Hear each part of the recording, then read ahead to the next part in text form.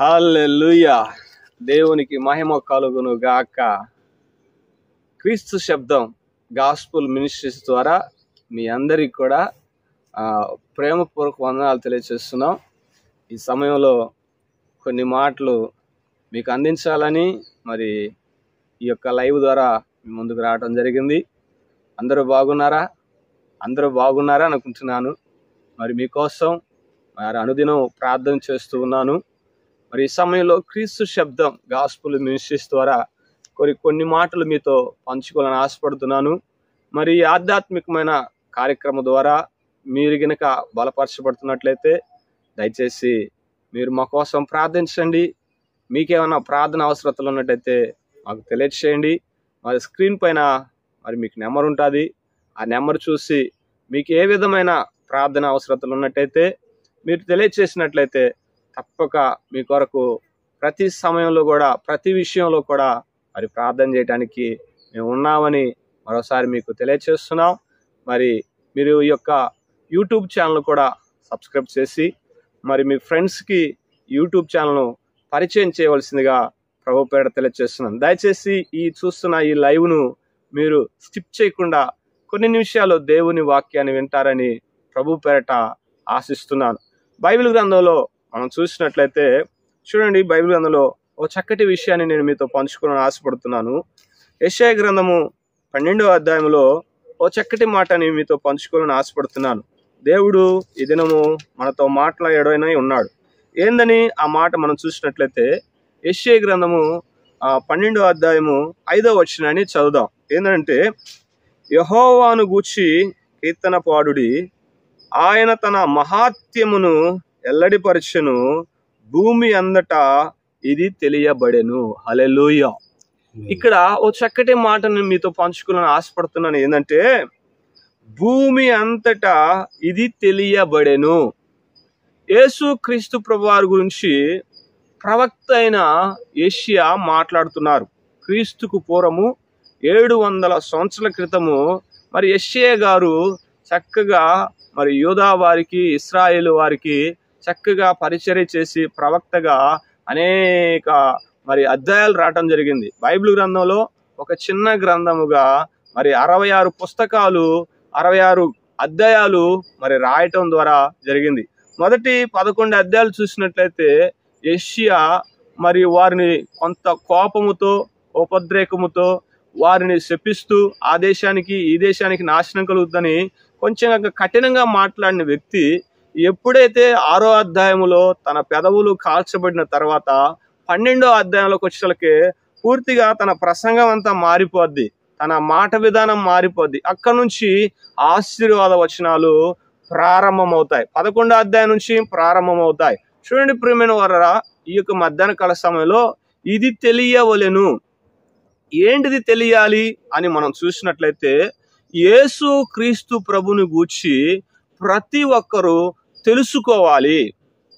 ఏమెందుకు యేసు ప్రభు వారి గూర్చి తెలుసుకోవాలంటే, ఆయన తన మహాత్మ్యమును ఎల్లడిపరచెను, భూమి అంతటను ఇది తెలియబడవలెను.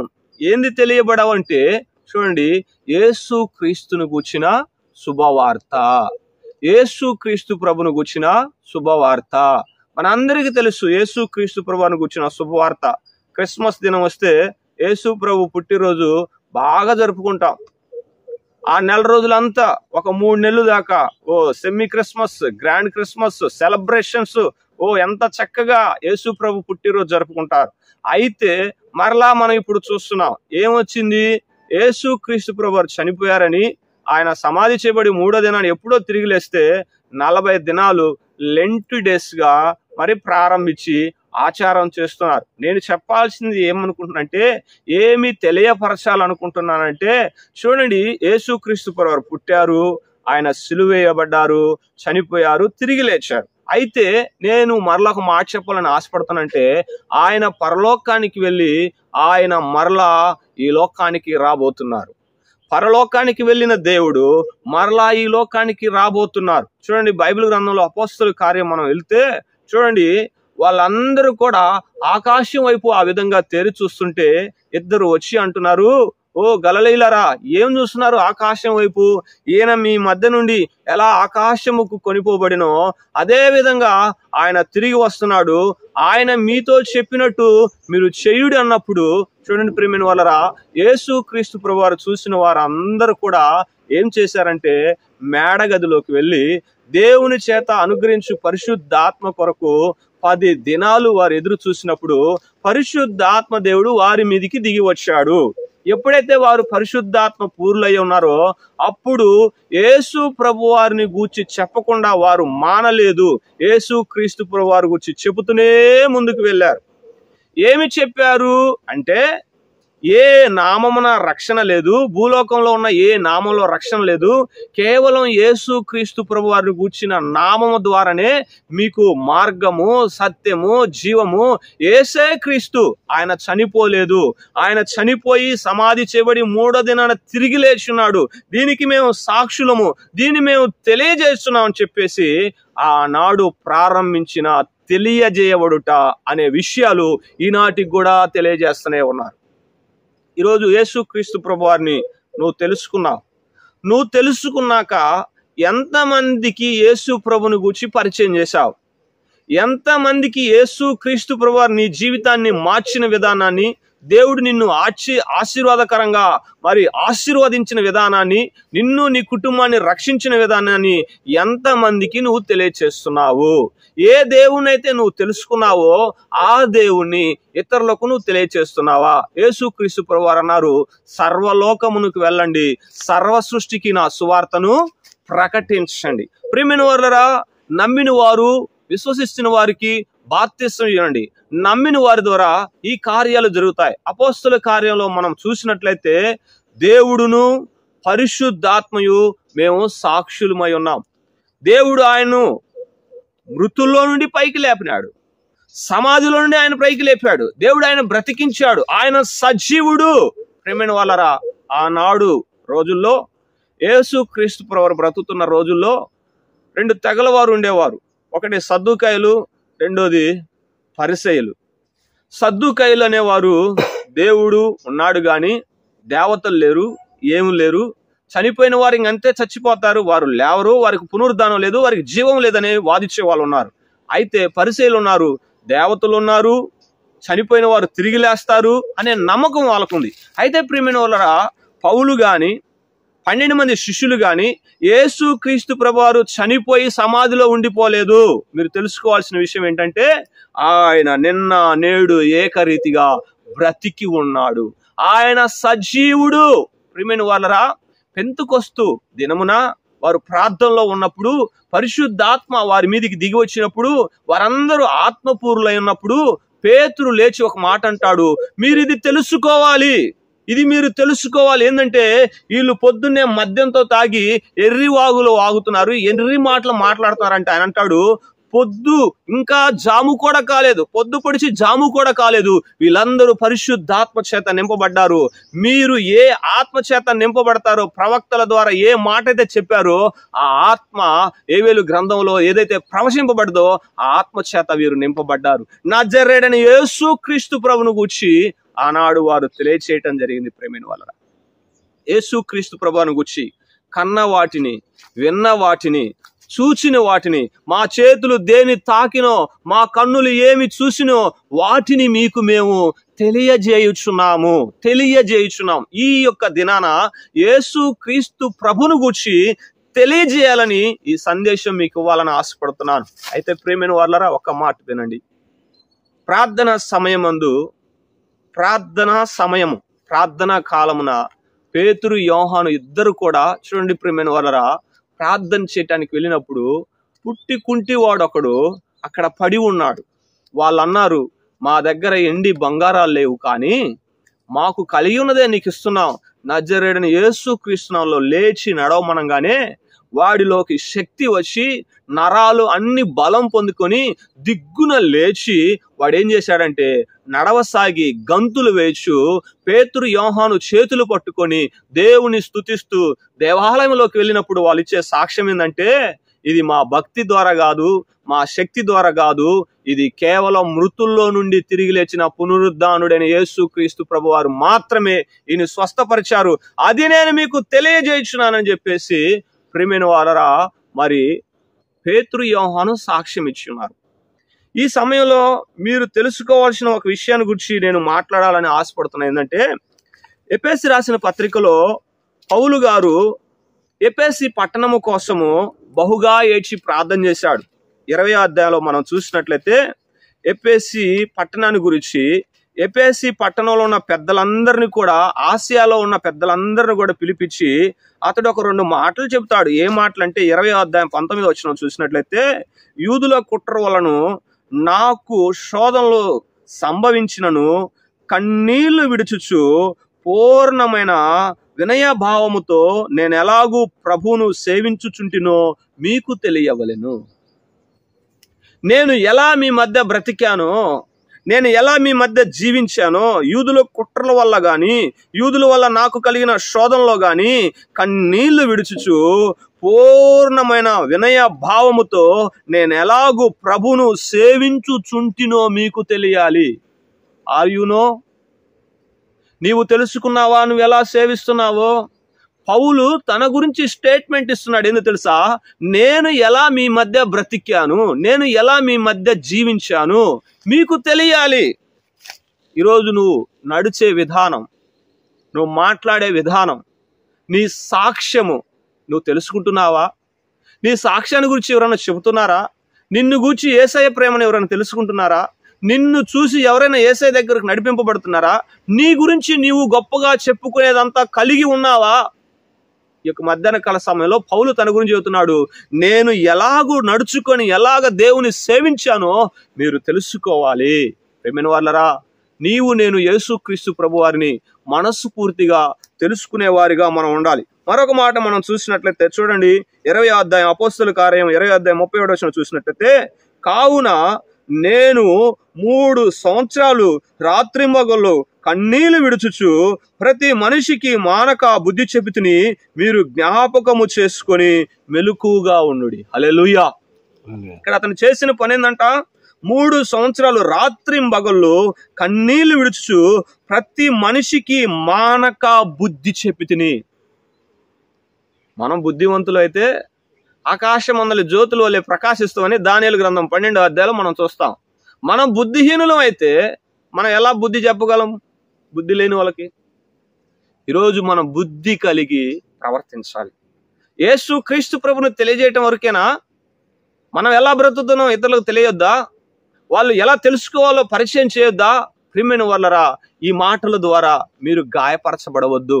మీరు మంచి సాక్ష్యాన్ని కలిగి మీరు యేసు క్రీస్తు ప్రభు వారిని తెలుసుకొని ఆ యేసు క్రీస్తు ప్రభు వారు తెలియని వారి మధ్య మీరే ఒక యేసు ప్రభులాగా, యేసు ప్రభు స్వారూప్యతలో మీరు బ్రతకవలసిందిగా ప్రభు పేడ తెలియచేస్తున్నాను. అయితే మొట్టమొదటిగా నీ ప్రవర్తన నీవు జీవించే స్థలములో బాగుండాలి. వారు నిన్ను గూర్చి మంచి సాక్ష్యం ఇచ్చేవారిగా ఉండాలని ప్రభు పేడ తెలియచేస్తున్నాను. అయితే చూడండి, మొదటిగా ప్రవర్తన విషయంలో వారు యేసు క్రీస్తు ప్రభు వారు ఎలా నడిచారు, ఎలా జీవించారు, ఎలాంటి అద్భుత కార్యాలు చేశారు, ఆయన ఏమేమి చేశారో వివరించక మానలేదు, వివరిస్తూ దేవుణ్ణి తెలియచేశారు. అలాగే నీవు నేను కూడా తెలుసుకున్న తర్వాత నీవు ఆ దేవుణ్ణి వివరిస్తూ ఆ దేవుడు చేసిన మేలుల గురించి నీ సాక్ష్యాన్ని వివరిస్తూ అందరికీ యేసు క్రీస్తు ప్రభు వారిని తెలియజేసే వారిగా ఉండాలని ప్రభు పేడ తెలియజేస్తున్నాను. ఎఫెసీ పత్రికలో నుంచి ఒక మాటను మీకు తెలియాలని నేను ఆశపడుతున్నాను. ప్రార్థన, ఇది చాలా ఇంపార్టెంట్ అండి. ప్రార్థన 1వ అధ్యాయంలో ఒక మాట నేను చదవాలని ఆశపడుతున్నాను. ఏంటంటే 19వ వచనం చాలా పెద్దగా ఉంటది, క్లుప్తంగా చదవాలని ఆశపడుతున్నాను. మన ప్రభు అయిన యేసు క్రీస్తు యొక్క దేవుడైన మహిమా స్వరూపయగు తండ్రి తనను తెలుసుకొనుట యందు మీకు జ్ఞానమును ప్రత్యక్షత గల మనస్సు అనుగ్రహించినట్లు నేను నా ప్రార్థన యందు మిమ్మును గూర్చి విజ్ఞాపన చేయుచున్నాను. హల్లెలూయా. ఏం చేస్తున్నాడంట? దేవుని తెలుసుకోవాలంటే ఇక్కడ పౌలు ఎఫెసీ పట్టణస్థులకి ఇందాక సంఘానికి పిలిచి చెప్పాడు, ఇప్పుడు రోమా పత్రికలోని పత్రిక రాస్తూ తెలియచేస్తున్నాడు. ఏమనంటే, మీరు మహిమా స్వరూపియగు తండ్రియగు దేవుని తెలుసుకొనున్నట్లు మీకు జ్ఞానమును ప్రత్యక్షత గల మనస్సు కావాలి. ప్రత్యక్షత, దేవుణ్ణి పరిపూర్ణంగా తెలుసుకోవాలంటే ప్రత్యక్షత కలిగిన మనసు కావాలి, ప్రత్యేకమైన మనసు కావాలి, ప్రత్యేకింపబడిన స్థలము కావాలి. ప్రత్యేకింపబడిన స్థలాల్లోనే నువ్వు ప్రభును తెలుసుకోగలవు, కానీ ఎక్కడ పడితే అక్కడ నువ్వు తెలుసుకోలేవు. నువ్వు ప్రత్యేకింపబడిన వాడవైతే, ప్రత్యేకింపగలిగిన మనస్సు గలవాడువైతే నీవు దేవుని తెలుసుకొనుటకు బుద్ధి జ్ఞానము దయచేస్తాడు. దయచేయటం కదా ఇతను ఏమంటున్నాడు, నేను నా ప్రార్థనల యందు మిమ్మును గూర్చి విజ్ఞాపన చేయుచున్నాను. హల్లెలూయా. పౌలు తనను గూర్చి తాను ఇక్కడ గొప్పగా చెప్పుకోవట్లేదు, కానీ ముందు దేవుణ్ణి బయలుపరుస్తూ నేనేం చేస్తున్నానో మీరు తెలుసుకోండి అని తెలియజేస్తున్నాడు. నేను కూడా అదే చెప్పాలని ఆశపడుతున్నాను. నా గురించి చెప్పుకోవడానికి ఇక్కడ ఏం లేదండి. పౌలు గారు చెప్పింది మీతో చెప్పాలని ఆశపడుతున్నాను. పేతురు గారు చెప్పింది చెప్పాలని ఆశపడుతున్నాను. పౌలు ఏమని చెబుతున్నాడు, దేవుని నేను ఎలాగో సేవిస్తూ మీ మధ్య బ్రతికానో మీరు తెలుసుకోవాలి.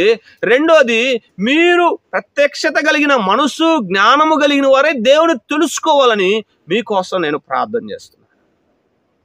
నా యొక్క చిన్న మనవి కూడా అదే. దేవుని తెలుసుకున్న మనం దేవుని తెలియని వారికి మనం తెలియచేయాలంటే ఏం కావాలంటే ప్రార్థన కావాలి. మొదటిగా మన సాక్ష్యం ఉండాలి, మన విశ్వాసం ఉండాలి, మన ప్రేమ ఉండాలి. దేవుడు మనల్ని ఆశీర్వదించిన సాక్ష్యాన్ని ముందు పెట్టి వారికి దేవుని తెలియచేసి వారిని దేవుని దగ్గరికి మనం నడిపించాలి. నేను నా ప్రార్థనల యందు మిమ్మును గూర్చి విజ్ఞాపన చేయుచున్నాను. ప్రియమైన వారలారా, మరొక మాట చదివేసి నేను ముగిస్తున్నాను. చూడండి, బైబిల్ గ్రంథంలో మరి అదే ఎఫెసీయులకు రాసిన పత్రిక 3వ అధ్యాయము మరి చూసినట్లయితే 19వ వచనంలో మరి చాలా చక్కటి మాటలు ఉన్నాయి. అక్కడ కూడా ఒక మాట మీతో తెలియాలని ఆశపడుతున్నాను. ఏంటిదంటే, చూడండి, ఇక్కడ కూడా అదే మాటను వాడతాడు. 18 నుంచి చాలా పెద్ద వచనం, కానీ సగంలో కట్ చేసి మాట్లాడుతున్నాను. ఏంటంటే, ఏమని చెబుతున్నాడంటే దేవుడు ఇక్కడ చూడండి, ప్రేమ యందు ఏరుపారి స్థిరపడి సమస్త పరిశుద్ధులతో కూడా దాని ఎడల్పును పొడుగును లోతును ఎత్తును గ్రహించుకున్నట్లు జ్ఞానమునకు మించిన క్రీస్తు ప్రేమను తెలుసుకొనుటకు తగిన శక్తి గలవారు కావాలని ప్రార్థిస్తున్నాను. హల్లెలూయా. ఈ సమయంలో పౌలు గారు వాడిన 2 మాటలు ప్రియమైన వాళ్ళ మీతో పంచుకోవాలని ఆశపడుతున్నా. ఒకటి, ఏం నేర్పిస్తున్నాడు ఇక్కడ ఇతనంటే, దేవుని తెలుసుకోవాలంటే జ్ఞానమును ప్రత్యక్షత గల మనసు కావాలి. దేవుని నువ్వు బాగా అర్థం చేసుకోవాలంటే, అమ్మా, చెల్లి, తమ్ముడు, మీరు బాగా దేవుని అర్థం చేసుకోవాలంటే దేవుడు ఏం చెబుతున్నాడు, పౌలు ఏం చెబుతున్నాడు, తాను సంఘము కోసం ప్రార్థన చేస్తూ ఏమంటున్నాడు తెలుసా, ఎఫెసీ పట్టణంలో సింహాల పళ్ళ మధ్య నేను బ్రతికాను, సింహాల పళ్ళ మధ్య పెరిగానంట, సింహాల చేతుల నుండి దేవుడు తప్పించాడంట. ఎఫెసీ పట్టణంలో ఉన్నవారు మరి ఎంత గందరగోళం చేసి పౌలు గారి యొక్క సేవను మరి చెడగొట్టాలని చూశారు. చూడండి, ఇక్కడ అతడు అంటున్నాడు, జ్ఞానమును ప్రత్యక్షత గల మనస్సు అనుగ్రహించినట్లు నేను నా ప్రార్థన యందు మిమ్మును గూర్చి విజ్ఞాపన చేయించున్నాను. ఒక కాపరికి ఉండాల్సిన లక్షణం అండి ఇది. ఒక విశ్వాసికి ఉండాల్సిన లక్షణం ఇదండి. ఒక సువార్థికుడికి ఉండాల్సిన లక్షణం అండి. నేను క్రీస్తును, క్రీస్తు బిడ్డను, నేను క్రైస్తవుడని చెప్పుకునే వాడికి ఉండాల్సిన లక్షణం అండి. ఏమనంటే, ప్రతి వ్యక్తి కూడా జ్ఞానమును ప్రత్యక్షత గల మనస్సు కలిగి ఉన్నప్పుడే దేవుని మాత్రము తెలుసుకోగలరు. దానికి నువ్వు మొట్టమొదటిగా ప్రార్థన చేయాలి. రెండోది, దేవుని వాక్యం తెలియజేస్తుంది ఏంటంటే, జ్ఞానమునకు మించిన క్రీస్తు ప్రేమను తెలుసుకొనుటకు తగిన శక్తి గలవారు కావాలని నేను ప్రార్థన చేయించున్నాను. ఈ యొక్క మధ్యాహ్న కాల సమయంలో క్రీస్తు ప్రేమను తెలుసుకోవాలని, క్రీస్తు పరిపూర్ణంగా నువ్వు అర్థం కావాలంటే, ప్రేమైన వాళ్ళరా, జ్ఞానమును ప్రత్యక్షత గల మనసు కావాలని పౌలు ఏ విధంగా ఆనాడు ఎఫెసీ పట్టణం కొరకు లేకపోతే ఎఫెసీ సంఘం కొరకు ప్రార్థన చేశాడో ఈరోజు మీ కొరకు నేను ప్రార్థన చేస్తున్నాను. భూమి అంతటా ఆయన గూర్చి తెలుసుకోవాలి. ఆనాడు 12 మంది శిష్యులు ప్రపంచానికి సువార్తను అందించారు. ఆ తర్వాత ఎంతో మంది మిషనరీలు మన దేశం వరకు వచ్చి ఈ వార్తను మనకు తెలియజేశారు. మరి మన మధ్యకు వచ్చిన దైవ సేవకుడు యేసు ప్రభు వారి శిష్యుడు తోమా గారు మన మధ్య ఆయన యేసు క్రీస్తు ప్రభువుని తెలియచేసి ఆయన కూడా ప్రాణం విడిచారు. ఈరోజు యేసు క్రీస్తు ప్రభువును తెలుసుకున్న నీవు నేను 2 విషయాలు కలిగి ఉండాలి. ప్రార్థన ద్వారా తప్ప ఏది ఇతరులకు మనం తెలియచేయలేం. కాబట్టి జ్ఞానమును ప్రత్యక్షత గల మనస్సు ప్రజలు కలిగి ఉండులాగున, వారు క్రీస్తును తెలుసుకునేలాగున మనం ప్రార్థన చేయాలి. జ్ఞానమును మించిన క్రీస్తు ప్రేమను వారు తెలుసుకుని ఉండులాగున మనం ప్రార్థన చేయాలి. దేవుడి ఈ మాటలు మన వినికిల్లో దీవించి ఆశీర్వదించునుగాక. దేవుడి ఈ మాటల ద్వారా మిమ్ముల్ని గినక మరి ప్రేరేపించి మీ పాపాలు ఒప్పింప చేసినట్లయితే దయచేసి మీ పాపాలు విడిచిపెట్టండి. యేసుక్రీస్తు ప్రభువారు శిలువలో మీ కొరకు నా కొరకు ఆయన ప్రాణం పెట్టాడు, రక్తం కాచాడు. ఆయన శిలువలో చనిపోయి సమాధి చేయబడి 3వ దినాన తిరిగి లేచాడు. ఆయన మృత్యుంజయుడు. ఆయన యొద్దకు వచ్చి వారిని ఆయన ఎన్నడూ త్రోసివేడు. కులము, గోత్రం, మతం ఆయన ఏమి చూడు.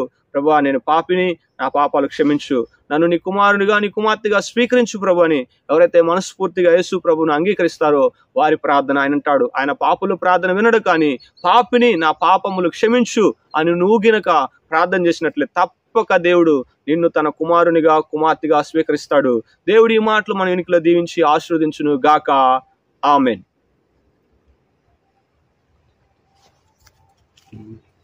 ఇలాగా